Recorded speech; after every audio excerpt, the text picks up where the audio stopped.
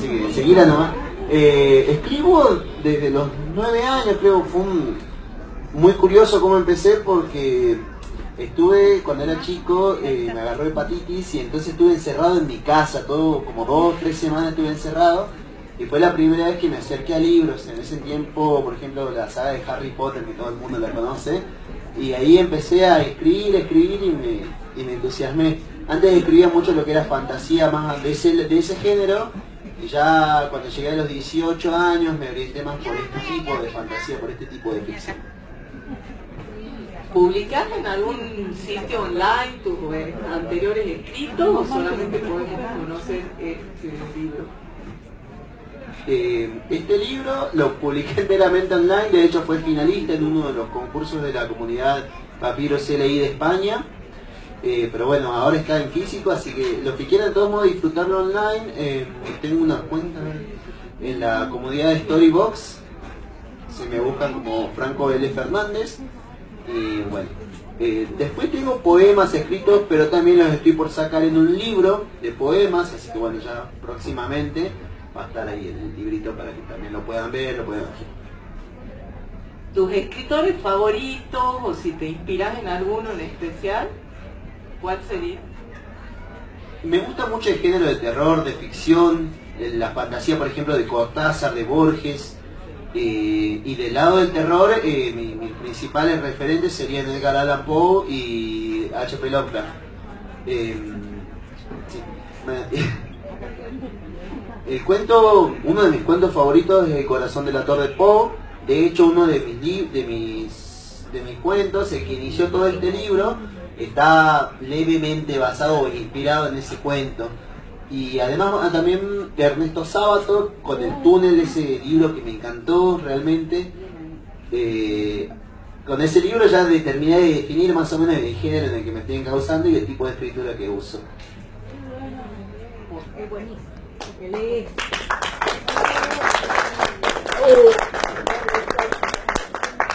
Bueno, una vez me preguntaron a mí misma en qué estado anímico me encuentro cuando escribo, si escribo cuando estoy triste, cuando estoy feliz, y te hago a vos esa misma pregunta.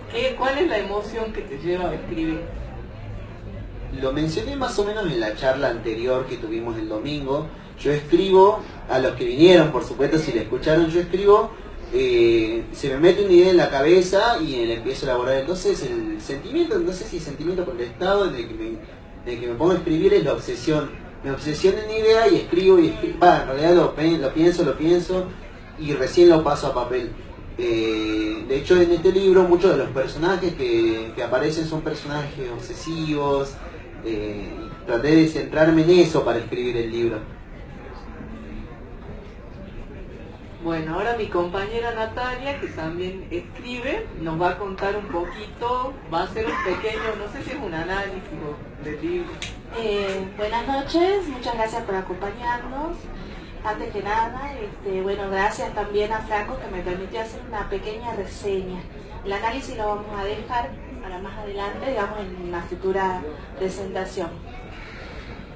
El libro de Franco Fernández lleva como título Deseo y Miedo y es un libro en el que cada historia relatada por sus personajes va dibujando vivencias cotidianas que transitan lo onírico y lo real. Sufren, aman y reflexionan acerca de la vida y la muerte. Los relatos que enuncian cada uno de los personajes de cada cuento enmascaran la tensión entre diversos puntos de vista.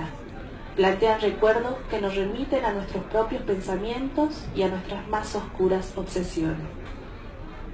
De lenguaje sencillo y con un tono familiar permite que cada historia cobre vida en una hora, logrando movilizar al lector hacia el pasado y un presente. La vida no es más que un cuento que debe contarse, mientras que la muerte no es más que aquello de lo que se huye, de lo que se desea. Así va planteando en algunos de sus cuentos. Deseos y Miedos plantea escenas que nos lleva a adentrarnos en nuestra humanidad y no teme mostrar lo monstruoso que podemos llegar a ser en nuestro afán por el éxito y tampoco repara a la hora de mostrar el lado oscuro del amor.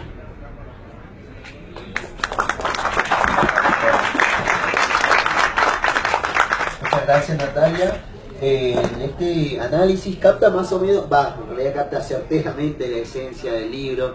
Como comenté recién, son personajes obsesivos. Aborda mucho lo que es la dicotomía en el ser humano, en la naturaleza humana. Esto, por ejemplo, que los orientales hace mucho tiempo llamaban el yin-yang. Estas dos naturalezas contrapuestas que a la vez son complementarias, son parte de un todo. Precisamente por eso el nombre de Deseos y Miedos. En los cuentos los personajes se van enfrentando a sus temores, van realizando sus sueños y se terminan dando cuenta de que son la cara de una misma moneda. Ahora procedemos a la lectura de un par de cuentos del libro, de mano de mis compañeras y bueno, por supuesto después yo. Bueno, para que tengan idea de qué se trata un poco este libro, yo he elegido un cuento que se llama Infierno. En el stand muchas personas nos preguntan si es un libro de terror, y es un libro con cuentos de terror, pero no es un terror que nos habla de monstruos o de escenas sangrientas, sino que nos aterra por las escenas cotidianas que nos presenta. Les voy a leer un cuento que se llama Infierno. El dolor recorre mi cuerpo fuerte al recibir el golpe de mi padre. Y que ni se te ocurra volver a faltarme el respeto, me dice totalmente furioso. Acto seguido recorre la pequeña cocina y abre una caja de vino de la que bebe copiosamente, sumergiéndose en ella. Aún me duele el golpe de recién. Sin embargo, ya sé que no he de protestar, si no me ganaré algo mucho peor. Tendría que haber supuesto que me pegaría, pero sin embargo no pude evitarlo. No podía evitar que tratara así a mi pequeño hermano. Habíamos estado fuera, recorriendo plazas y calles, pidiendo, como todos los días, limosnas a los transeúntes. Pero aquel día no hubo mucho movimiento en las calles y la poca gente que transitaba no fue precisamente generosa, por lo que mi hermano no pudo cumplir con la cuota del día que nos exigía mi padre, y por ello se había ganado la reprimenda. Si yo no hubiera intervenido, él se habría ganado una buena paliza. Mi madre nos insta a volver a nuestra habitación, mientras mi padre, ya emborrachado, empieza a gritar improperios. Las lágrimas corren por el rostro de ella mientras me acaricia la mejilla, ahí en el lugar donde el puño de mi padre me golpeó. No tenés que hacerlo enojar, hijo, dice mi madre sollozante. Responder a tu papá es pecado, y cuando uno peca se va al infierno. El único infierno que conozco es este, pienso, mientras asiento a las palabras vacías de mi madre, pero no por mucho más. El solo pensamiento me alegra la mente. Dentro de un par de años seré lo suficientemente grande como para irme de casa y llevarme tanto a mi hermano como a mi madre. Con estos 12 años que tengo no puedo hacer mucho, pero un par de años más y podré irme. Aún con esta idea en la cabeza me acuesto en la cama que comparto con mi hermano y sin darme cuenta caigo profundamente dormido y sueño con el infierno, no con el infierno habitual de mi casa, sino con aquel del que habla mi madre. Las paredes son de fuego y hace un calor de muerte. Camino por el suelo cubierto de cenizas y por todos lados veo cuerpos ennegrecidos por el fuego.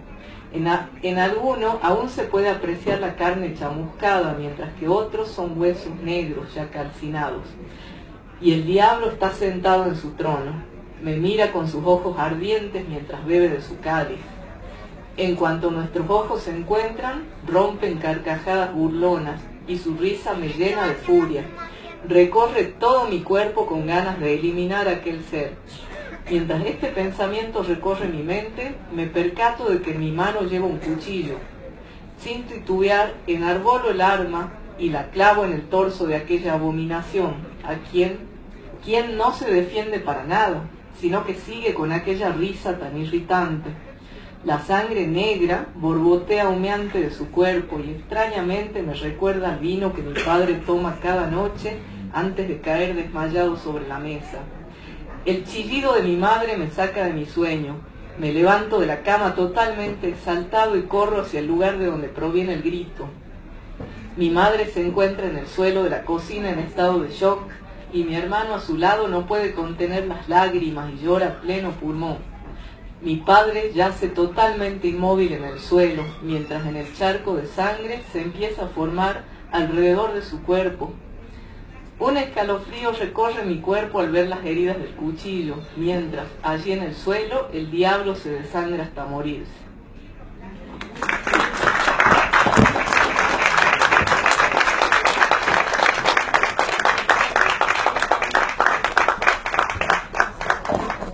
Este cuento lleva por